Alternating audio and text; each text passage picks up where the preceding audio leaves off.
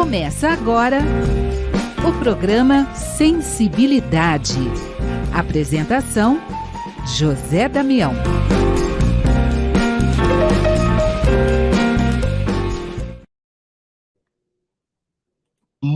Alô, amigo ouvinte da Rede Boa Nova de Rádio. Você que nos acompanha no YouTube, Tatiana Benites. Gratidão. Estamos iniciando mais um programa Sensibilidade. No programa de hoje, Sandra Guzman. Sandra Guzman, ela é contadora de histórias, é espírita e está aqui com a gente mais uma vez. Que bom estarmos juntos, Sandra! Obrigada pelo convite, Damião. Obrigada, gratidão imensa de estar aqui no programa Sensibilidade. Muito obrigada.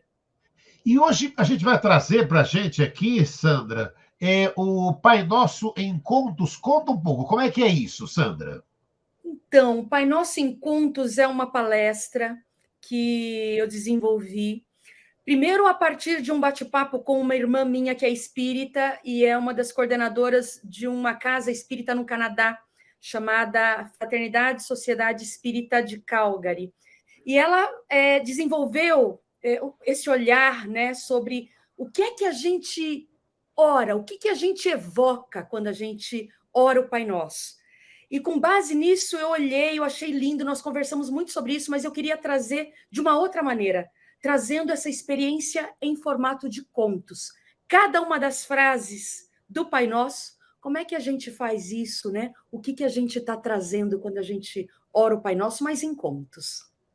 Então, vamos acompanhar a partir de agora Sandra Guzman e o Pai Nosso em Contos. Muito bem.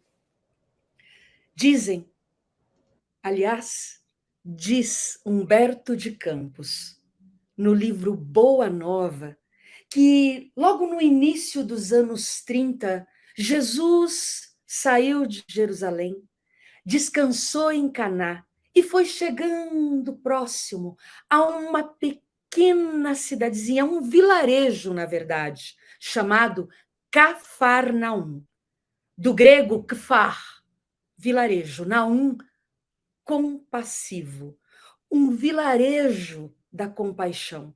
E Jesus foi se acercando ali, naquele vilarejo que é banhado pelo rio Tiberíades, também conhecido como Mar da Galileia. Ele foi se achegando perto das águas e viu ali dois pescadores que naquele momento cantavam uma canção muito rude, uma canção de trabalho, que na cabeça dessa contadora de histórias, bem que poderia ser Dorival Caymmi. E assim, ele foi se aproximando.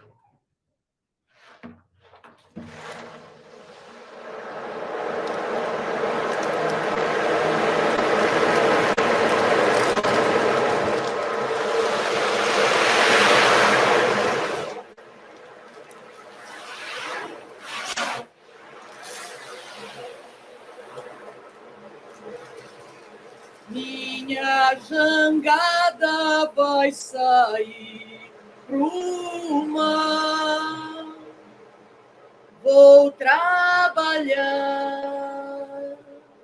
meu bem querer. Se Deus quiser, quando eu voltar do mar, um peixe bom eu vou trazer, meus companheiros também vão voltar, e a Deus do céu vamos agradecer.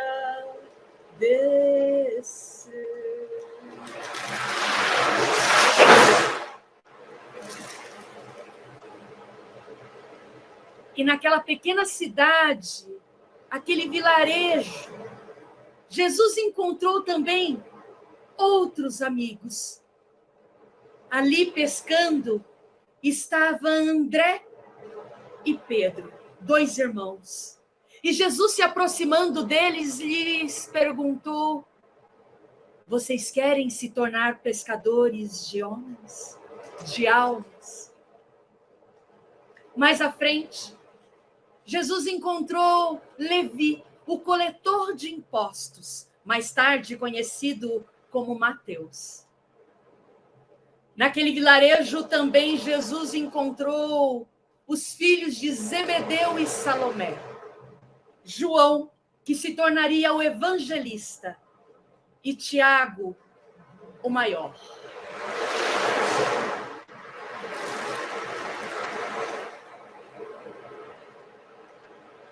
Encontrou também Tomé, Judas Iscariotes. Encontrou Tiago menor e Tadeu, seus parentes, seus primos. Encontrou Simão Zelote. Encontrou toda a rede de amigos.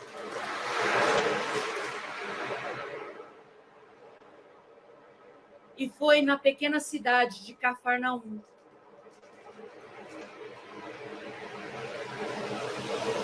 que Jesus iniciou o seu legado. Começou a iniciar ali o reino de Deus no coração dos homens. Mas Simão Pedro, que era uma pessoa que já era um homem maduro, já era casado, convidou Jesus para morar em sua casa. E Jesus foi. Ali estava, ele vivia com Pedro, com sua esposa, com a sua sogra. E foi um dia, Jesus estava voltando da sinagoga de Cafarnaum. Essa sinagoga foi a mesma onde Jesus contou várias das parábolas, onde Jesus fez vários dos ditos milagres, aquele em que aqueles homens desciam aquele paralítico do telhado. Jesus curou também, naquele pequeno vilarejo, vários dos médiuns em estado terrível de obsessão, os ditos endemoniados. E um dia, Jesus, voltando da sinagoga de Cafarnaum para a casa de Simão Pedro, encontrou todo mundo muito aflito. Chegou ali e viu que a senhora, a sogra de Pedro, estava tomada de febre. E a febre não abaixava. Jesus, então, aproximando-se daquela senhora, colocou a sua destra em sua testa e, com toda a autoridade moral que tinha, a febre a deixou.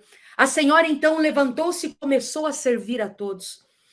Mas aquela senhora ficou muito impressionada com os dons do Cristo, o emissário de Deus. E um dia ela chamou Simão Pedro e disse a ele se Jesus, se era realmente esse emissário maravilhoso que ela sentia que era, se ele podia auxiliar nas despesas da casa. Eles eram tão pobres, Pedro vivia da pesca, então ela queria saber se Jesus não poderia auxiliá-los no campo material. E Pedro achou justo aquele pedido e foi conversar com Jesus. E quando ele chegou em frente ao mestre, ele perguntou: Jesus, será que Deus escuta as nossas preces? Jesus olhou para ele e disse: é claro que sim, Simão. Desde que despertamos no nível da consciência, temos o entendimento que existe algo muito maior em algum lugar, uma força, um ser superior a nós. E você acha que durante esses milênios todos, a criatura humana que bate na porta, não existe ninguém do outro lado? É claro que sim. Peça e obterás. Simão Pedro passou um tempo. E um dia, quando estavam todos reunidos na casa dele, todos os apóstolos, Simão voltou a perguntar: Jesus, será que Deus escuta mesmo as nossas preces? Jesus então olhou para Simão Pedro e disse: Simão, o que é que você tem pedido? E Simão falou: a grura tá ruim, né? A coisa tá feia. O macarrão tá um absurdo, a carne a gente não come mais, né? Tá tudo uma grura a coisa. O custo de vida tá terrível. E Jesus olhou para Simão e disse: Simão, se você entra em conexão com Deus apenas para que Ele lhe alivie dos pesos materiais, se entras em comunhão com Jesus apenas em Deus, apenas para que Ele diminua o seu sofrimento, é possível que você saia da sua oração um pouco agitado. Mas olha, se você entra em prece, pedindo a Deus que te dê resiliência, que te dê forças para que você passe por esses momentos, sustentando a sua fé, eu tenho certeza que você vai sair muito melhor do que quando entrou em prece. Então, um dos filhos de Zebedeu e Salomé disse: Jesus, eu também não sei orar, ensina-nos a orar. E foi quando Jesus, abrindo os braços, e uma onda de luz e paz envolveu aquele pequeno lugar. E então ele elevou os olhos e disse: Pai nosso, que estais nos céus, santificado seja o vosso nome. Venha a nós o vosso reino, seja feita a vossa vontade, assim na terra como no céu. O pão nosso de cada dia nos dai hoje. Perdoai as nossas ofensas, assim como nós perdoamos a quem nos tem ofendido. E não nos deixeis cair em tentação, mas livrai-nos do mal. Assim seja. E naquele momento, Levi, o Mateus, que era coletor de impostos e um pouco mais letrado, logo tomou nota daquela prece. E aquela prece nos acompanha até nos dias de hoje, nos esclarecendo os deveres de nós com Deus, de nós conosco mesmo e de nós com os nossos irmãos. Ser bem-vinde, ser bem-vinda, ser bem-vindo. Estamos aqui falando sobre o Pai Nosso em Contos. Aqui eu dei uma pequena introdução de como a oração do Pai Nosso chegou até nós. E a ideia é que essa parte está no capítulo 18, chamado Oração Dominical, do livro de Francisco Xavier, pelo espírito Humberto de Campos, Boa Nova. E é a partir de agora que a gente vai bater um pequeno papo sobre cada uma das frases, o que elas contêm, qual é a mensagem, e isso tudo regado de muitas histórias. Então, senta que lá vem história.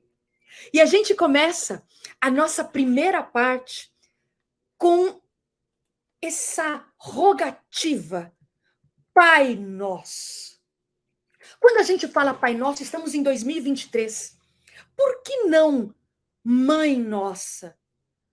Nós estamos em 2023, tem tantas bandeiras sendo levantadas, por que Deus não pode ser um espírito, uma essência feminina? Por que tem que ser pai e não mãe nossa?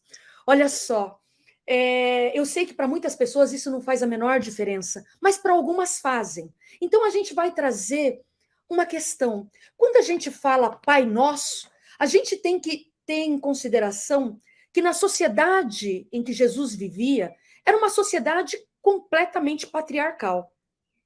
Uma mulher, um animal e um escravo valia a mesma coisa.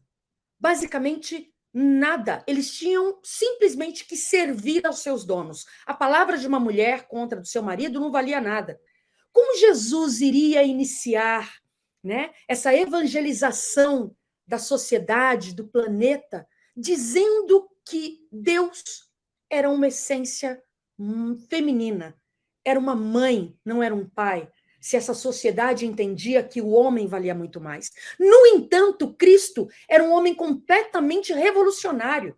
Ele sabia a condição que a mulher era colocada numa condição de inferioridade perante o homem. E ele sabia que isso não era a realidade. Não é o que deveria ser. Então, quando ele vem, ele se torna completamente revolucionário no olhar daquela sociedade, quando, por exemplo, ele dispensa uma turba de homens que estavam com pedras na mão para apedrejar uma mulher pega em adultério. E ele pergunta: o que aconteceu com o homem? Por que somente a mulher está aqui? Então, ele tira aquelas pessoas do seu estado, né, de justiça com as próprias mãos, falando uma única frase: aquele que não tiver nenhum pecado, que atire a primeira pedra. Ele amava Maria Madalena, o carinho que ele sentia por aquela mulher, uma cortesã de luxo que depois virou a expressão máxima da caridade. Foi a ela que Jesus se apresenta depois da ressurreição, foi a uma mulher. E os homens tiveram sim que concordar que uma mulher, né, a primeira havia visto Jesus. Jesus se mostra primeiro, se revela primeiro à mulher. Depois Jesus é visto conversando com uma mulher samaritana, sozinho. Ora, naquela sociedade, um homem em público jamais deveria se dirigir a uma mulher. Podia ser sua irmã, sua mulher, sua mãe. Ele não se dirigia a ela. E Jesus é visto conversando com uma mulher, sozinho, e uma samaritana. Sabemos que os judeus, desde o tempo lá da divisão das tribos de Judá, né, depois do deserto, do povo hebreu, né, que caminhou pelo deserto, foram divididos em 12 tribos, e os samaritanos e os judeus não se falavam.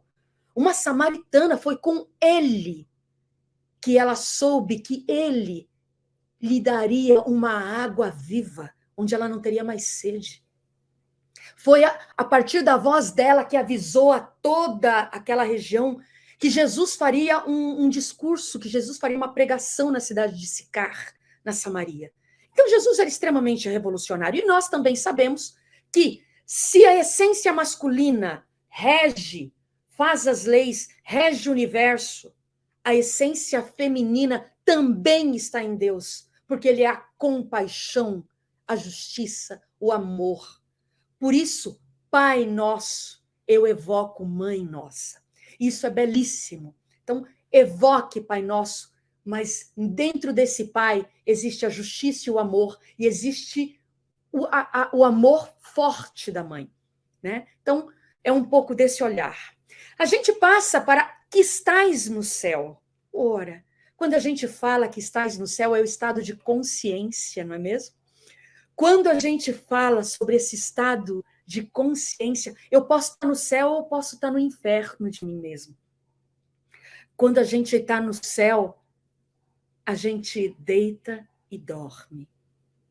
Quando a gente tem a paz. Aliás, Santo Agostinho nos dizia, isso, ele falava: olha, quando você for se deitar, relembre o seu dia, faça um exame de consciência para saber se naquele dia alguém tem alguma coisa a reclamar sobre o seu comportamento, a sua atitude.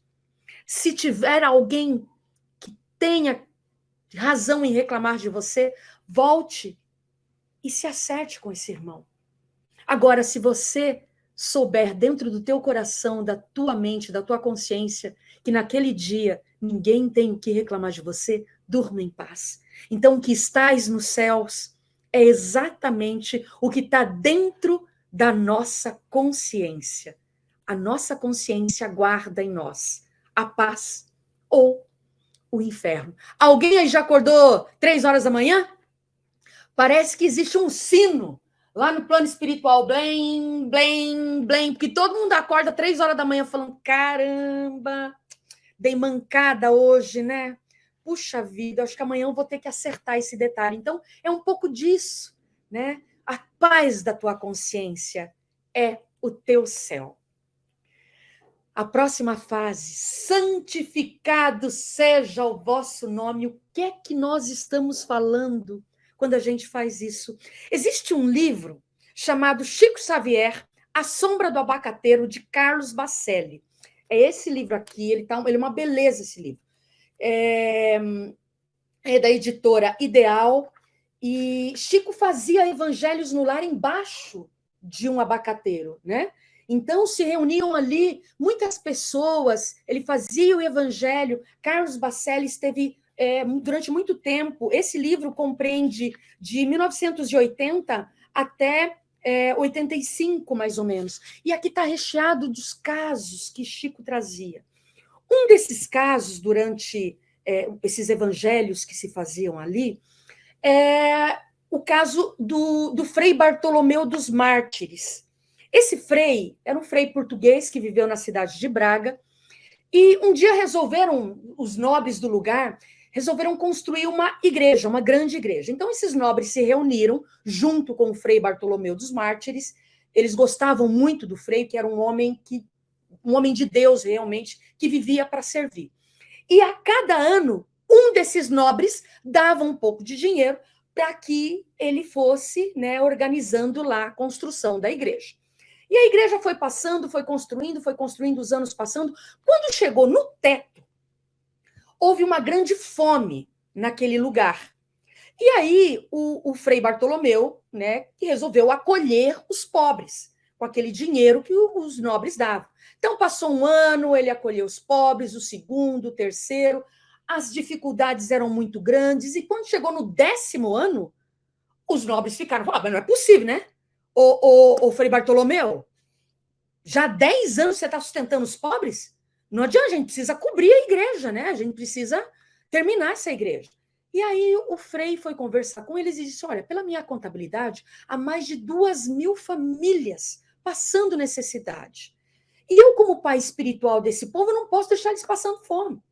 Os nobres não abriram mão. Não, a gente tem que terminar a igreja. E foi quando o Frei olhou e disse, peraí, vocês estão me fazendo uma proposta mais indecorosa do que o diabo fez para Jesus. Porque o diabo falou para Jesus transformar aquelas pedras em pão. E vocês querem que eu transforme o pão que eu estou dando para esses pobres em pedra para construir igreja? A verdadeira igreja somos nós. Quando a gente fala santificado seja o vosso nome, a gente santifica o nome de Deus quando a gente faz o que precisa ser feito. Quando a gente não tem medo de caminhar e construir o que precisa ser feito. O que você faz? Sandra, eu trabalho na limpeza. Como é que você trabalha? Eu trabalho com amor, com carinho. Eu realmente deixo o espaço melhor que eu posso. O que você faz? Eu trabalho num restaurante, eu faço comida, eu sirvo num restaurante, eu sou um diretor de uma empresa. Como você santifica o nome de Deus? Fazendo o que precisa ser feito, meu irmão, minha irmã, com amor, com carinho, com dedicação, agradecendo a oportunidade, porque todo trabalho é útil, todo trabalho é obra de Deus. Então, santifique o nome de Deus. Eu sou contadora de histórias, eu santifico o nome de Deus a cada vez que eu me reúno, tanto com você quanto com as crianças, com os adultos. É isso que eu faço. Então, santifique fazendo o que precisa ser feito. E aí nós vamos seguindo. A gente segue dizendo, venha a nós o vosso reino. Alguém aqui já assistiu aquela peça Alto da Compadecida, né? Que é de Ariano Suassuna. Tem uma frase do Chicó que ele fala, promessa sem jeito, promessa danada, pois todas as vezes que eu rezo isso no Pai Nosso, venha a nós o vosso reino. Essa é a promessa danada que a gente não sabe o que é. Você sabe que nós, né? O Livro dos Espíritos nos diz que todos nós, espíritos, vamos alcançar a perfeição, a iluminação. Né? Então, é a partir do nosso passo, da nossa renovação, que a gente vai buscar a perfeição. Mas Jesus, conhecendo a fragilidade humana, ele pede a Deus, venha a essas criaturas o teu reino de amor. Né? E muitas vezes o reino de amor, para nós, ele é incompreensível. E Jesus mostrou com os exemplos que o reino de Deus, ele é construído a cada minuto da nossa vida, a cada encarnação, a cada existência. Porque o reino de Deus é feito pela pele dos anjos. E pele dos anjos, como diz Haroldo Dutra, é pele de rinoceronte. E eu lhe conto um caso sobre isso. Lá nos idos dos anos 30, Chico Xavier estava no começo do espiritismo ali para ele, e tinha um padre chamado Padre Júlio Maria, que era um padre que perseguia muito, muito o Chico, que vivia ali, onde o Chico passava, ele estava em cima, ele falava do Chico, ele falava mal do espiritismo, e o Chico, Nossa Senhora, um dia Chico começou uma oração e pediu a Emmanuel o que ele faria diante daquela perseguição. E Emmanuel olhou para ele e falou, mas Chico, você está com a pelezinha muito frágil. Você não vai aguentar as alfinetadas da vida, Chico. É preciso que você crie pele de rinoceronte, pele grossa, para aguentar as alfinetadas. E aquele padre ainda viveu 13 anos alfinetando o Chico. E quando ele desencarnou, Emmanuel, junto com Chico, disse, vamos orar por esse irmão, Chico. Ele foi um cooperador maravilhoso para a causa do espiritismo. Ele fez com que a gente caminhasse com mais cuidado para a gente não errar tanto. Então, a ideia da pele de rinoceronte, como que está na tua pele, meu irmão? Como está a tua pele, minha irmã? Será que a tua pele está muito frágil? Será que você se incomoda com todas as coisas? Está muito melindroso, melindrosa? Como é que a gente está vivendo isso? Né? A nossa pele, ela precisa ser mais forte para aguentar os trancos da vida. Então vamos, com fé, com coragem, com amor, com paciência. Né? Vamos criando essa pele. Né? Cada vez que alguém te faz uma afronta, cada vez que você tem... Como é que está a tua pele? Então, cuida das dores, né? Cuida dessa dor, da mágoa, da tristeza que está aqui. Né? Mas vai criando essa pele, porque é essa pele forjada na fé e na disciplina, no amor, na alegria, na vontade que a gente tem que ir. Outra promessa sem jeito que a gente faz, gente, é quando a gente fala assim, seja feita a vossa vontade. Ai, meu Deus do céu, seja feita a vontade de Deus? Dá uma olhada nisso. Tantas vezes a gente acha que Deus é lerdo, não é? Ai, mas Deus não sabe que eu estou precisando de R$1 milhão, meu pai do céu. Ele está muito demorado, está muito lerdo. Seja feita a vontade de Deus. A gente pede isso no Pai Nosso e a gente quer ter o controle da vida. Você sabe que um dia São Francisco de Assis estava ali, todo dia ele aguava as plantinhas dele. E um dia um frei chegou assim, de supetão, um frei que morava ali com ele, e perguntou para ele, Pai Francisco, o que é que você faria se nesse momento, agora, você soubesse que ia desencarnar? O que é que você faria, Pai Francisco? Francisco de Assis olhou para a cara do frei e falou, meu filho, eu continuaria aqui aguando as minhas plantas. E nós? Você continuaria aguando as plantas, meu irmão, minha irmã? A gente precisa do controle, eu preciso controlar. Quem é que a minha filha está namorando? Quem é que o meu filho vai casar? Como é que está a casa? Como é que está o meu trabalho? Eu preciso controlar. E esse é um exercício, quando eu falo, seja feita a vossa vontade, Senhor, eu entrego o que eu não posso na tua mão. Eu entrego o que eu não consigo mais controlar na tua mão. Esse é um exercício, gente. O ditado diz, Deus ajuda quem cedo madruga. Sim, Deus ajuda quem cedo madruga. Faça a tua parte. E o que não der mais para você, coloque nas mãos de Deus. Assim na terra como no céu. Existe um rio chamado Flathead Lake. Ele é um rio que tem mais ou menos 500 quilômetros quadrados assim, de extensão e mais de 100 metros de profundidade, e ele fica lá em Montana, nos Estados Unidos, mas ele é considerado o rio mais límpido. Então, quando você olha o rio, você vê lá embaixo todos os cascalhos, como se não tivesse nada, é extremamente transparente. E uma vez eu estava escutando o Haroldo Dutra, ele disse que Chico dizia que nós somos um rio desse. Enquanto não tem ninguém mexendo, você olha, está cristalino, água mansa, mas basta você mexer, pisar no calo, que é como se mexesse o lodo, né? vem tudo para cima, porque nós não somos o resultado de uma única existência. Temos tantas existências e elas falam em nós. Né? Então, por isso, quando nos pisam o calo, todas essas existências, muitas vezes, aquelas coisas que a gente não conseguiu burilar, volta para a gente. Né? Então, seja feita a vontade de Deus, é exatamente assim na terra como no céu, é exatamente isso. Seja feita a vontade de Deus assim na terra como no céu. Ele oferece uma ponte entre a criatura e o Criador. Ele nos oferece a possibilidade de nos harmonizar no mundo espiritual e o mundo material. Sabendo que estamos aqui, estamos aprendendo. Ainda não somos uau.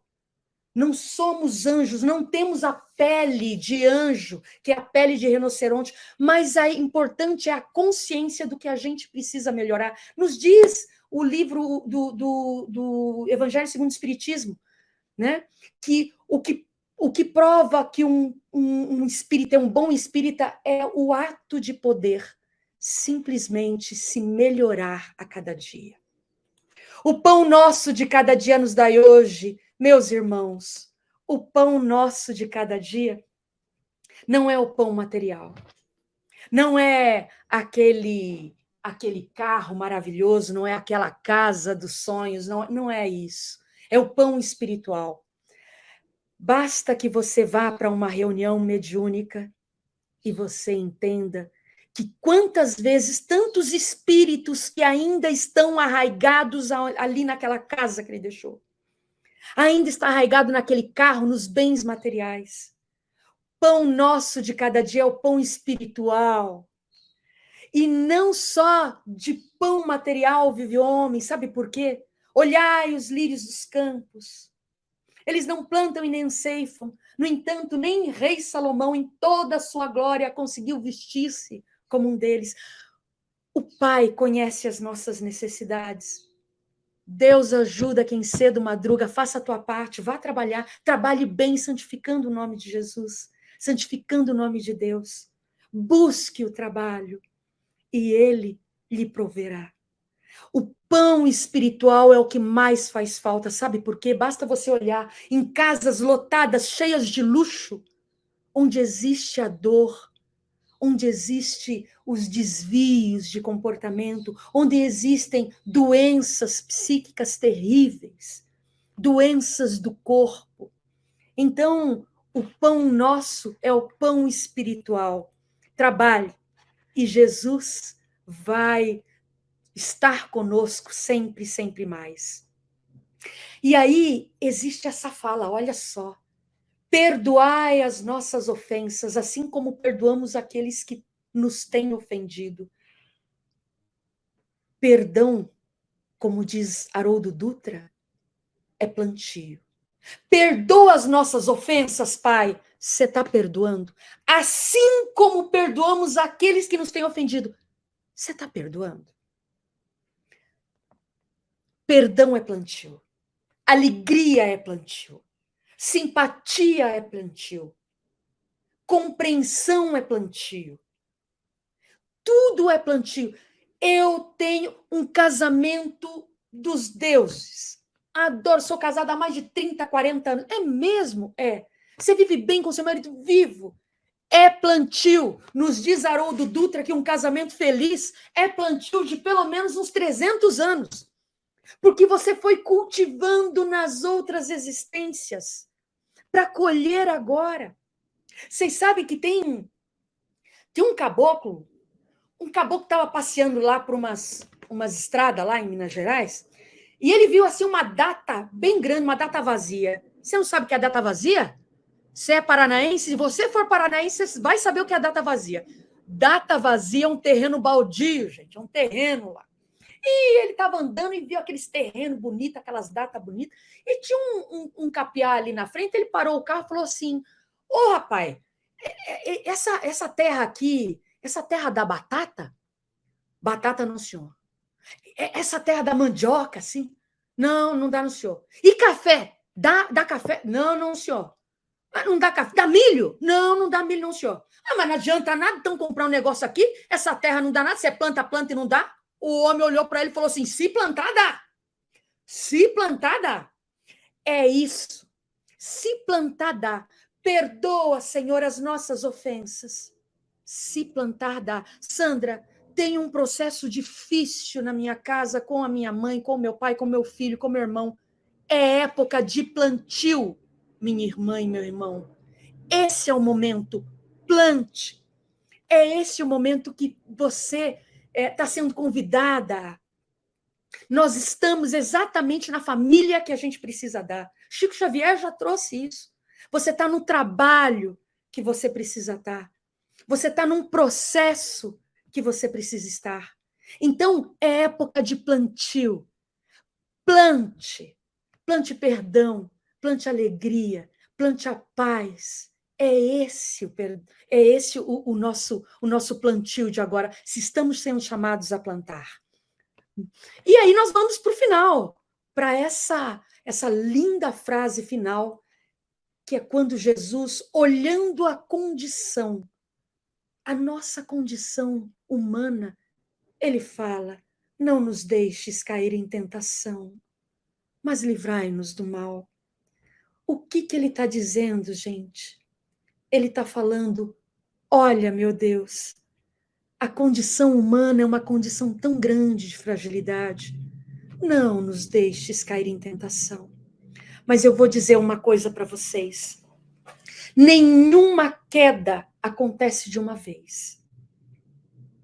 Nenhuma queda acontece de uma vez. É preciso que haja um processo para que a gente caia para o fundo do poço. Sabe por quê? Imagina o seguinte. Imagina que eu não gosto da minha chefe, por exemplo.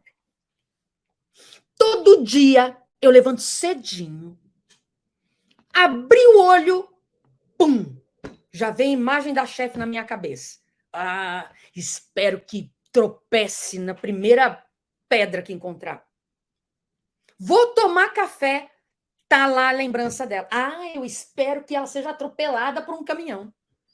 Tô pegando o ônibus para ir para o trabalho. Ah, eu espero... Você entende? É hábito. É todo dia. Eu vou minando. Eu vou trazendo a imagem de alguém ou alguma situação. Então, eu não caio de uma vez. Um processo de obsessão, ele acontece paulatinamente, conforme eu vá fazendo do que eu faço um hábito. Assisto todo dia aqueles programas de violência. Ah, São Paulo é terrível, não saio. Fico com síndrome do pânico. Mas eu estou assistindo todos os dias uma pérolazinha que me traz os desencontros, os transtornos. Então, o hábito da oração é o hábito mais salutar que nós temos, porque é a nossa conexão com o Pai. Quando eu digo, Senhor, livrai-nos do mal, não me deixe cair em tentação, então limpa a tua mente, alivia teu coração, pense, rogue a Jesus que te livre do mal. Você sabe que eu termino esse nosso bate-papo com outro caos, até porque essa palestra ela é cheia de caos. Nos lindos casos de Chico Xavier, de Ramiro Gama, diz que uma vez Chico estava passando por um prédio, estava ali, me parece que era em Belo Horizonte, me parece, não me lembro exatamente. Mas ele estava passando por ali, quando de repente ele viu um monte de gente parado olhando para cima. Aí Chico parou, olhou e viu um prédio que estava completamente entortando. Um prédio que estava bem torto. Se você vai lá em Santos, né? Santos é lotado de prédios mais tortos, né? Eles vão cedendo. E aquilo foi, meu Deus do céu, esses tempos atrás eu estive lá. E aquilo todo, e todo mundo ali embaixo, falando mal dos engenheiros, descendo a lenha na construtora, e não sei o quê. E aí, Chico, olhando aquela situação, quando de repente Emmanuel se aproxima de Chico e fala: Chico, presta atenção. Para um prédio ser erguido, levou aí uns 5, 6 anos. mas para a gente cair, leva pouco tempo. Então, meus irmãos e minhas irmãs, em uma única existência, podemos colocar tudo abaixo. Podemos nos complicar ainda mais. Livra-nos do mal, Senhor. É pedir a Jesus que Ele nos acompanhe os passos para que a gente caminhe de forma mais feliz, com mais fé. Pai Nosso em Contos, uma pequena pílula de 40 minutos para vocês. Geralmente essa palestra ela dura um pouco mais, a gente vai contando mais causos, mas é um pouco essa inspiração que a gente traz. Com base, novamente, no livro Boa Nova, de Francisco Cândido Xavier e Humberto de Campos, de Carlos Bacelli, Chico Xavier, A Sombra do Abacateiro, Despertar, Haroldo Dutra, e Ramiro Gamos, Os Lindos Casos de Chico Xavier. Muito obrigada, gratidão. É linda essa oportunidade, né, da gente estar prestando atenção, né, porque e o quanto essa conexão ela é importante, né, Sandra, da gente estar nessa conexão, porque aquilo que você estava dizendo, quantas vezes com os pensamentos ali, pensando bobagens, assistindo bobagens, e quando você temos a grata oportunidade dessa conexão direta e de nos fortalecer com toda essa oração, né, Sandra? É verdade, Damião. Eu concordo inteiramente com você. O Pai Nosso é uma oração que ela é extremamente potente. É uma oração em que a gente se coloca nas mãos de Deus. É oração em que a gente aprende a perdoar os irmãos, em que a gente aprende a perdoar a si mesmo. Então, tudo é hábito, gente. Vamos olhar os nossos hábitos. Eu tenho o hábito de fazer uma oração do Pai Nosso, mas eu não tenho ideia do que eu estou falando. É só aquela verborragia. Não, Jesus trouxe essa oração para nós, que nos acompanha e até os tempos de hoje, e vai nos acompanhar ainda muito mais tempo, porque Jesus é um espírito de 4,5 bilhões de anos. Ele é o governador do planeta. Então, ele nos trouxe toda a síntese do amor de Deus. É preciso que a gente prepare e repare nisso. Quando você orar, ore, observando cada frase, cada palavra. Se entregue na mão de Deus. Eu acho que é uma das maneiras mais salutares da gente se tornar pessoas mais felizes. Ainda estamos caminhando. Ainda estamos. Ainda estamos no nosso mínimo. Aliás, Damião, eu poderia até contar um outro caso aqui, rapidamente, desse mínimo. Sabemos que ainda somos criaturas humanas, mas chegaremos à perfeição. Nos diz aqui, no livro de A Sombra do Abacateiro, que diz que tinha uma moça muito, muito rica, ela tinha, né, era de classe alta, e ela começou a frequentar uma casa espírita, ela gostava muito dessa casa espírita, né? E ela se enfeitava muito, ela colocava muitos adornos, era anel, era pulseira, era brinco, era tudo. Ela uau, né? Então ela só saía assim. E ela começou a frequentar essa casa espírita e ela começou a estudar, trabalhar, e depois de anos, ela se tornou uma pessoa realmente bem, bem próxima da doutrina. Um dia ela foi convidada a dar uma palestra. E aí ela foi dar uma palestra, o tema desapego, né? E ela toda enfeitada. E aí ela foi lá, fez a palestra, né? E no final, um senhor que estava lá no fundo levantou a mão e falou o seguinte: a senhora está falando de desapego, né? É que eu entendo isso, mas eu sou ourives. E eu estou olhando aqui, tudo que a senhora está usando são joias verdadeiras, rubi, esmeralda. Como é que a senhora está usando tudo isso, todas essas joias para falar de desapego? Ela olhou então e disse: me desculpe se eu acabo desrespeitando o senhor com a minha figura, mas é que eu aprendi a ser assim, né? Eu aprendi a me vestir assim. Mas hoje, para fazer essa palestra e para estar no mundo, eu estou usando o mínimo.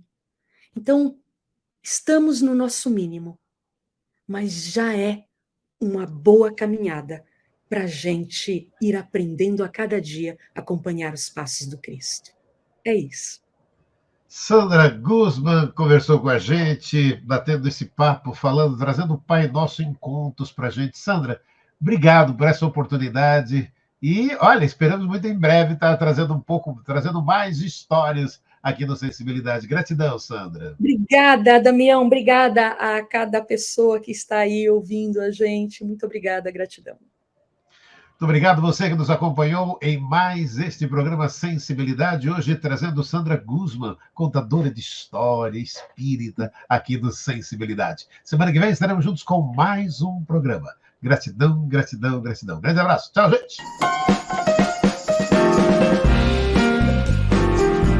Você ouviu o programa Sensibilidade.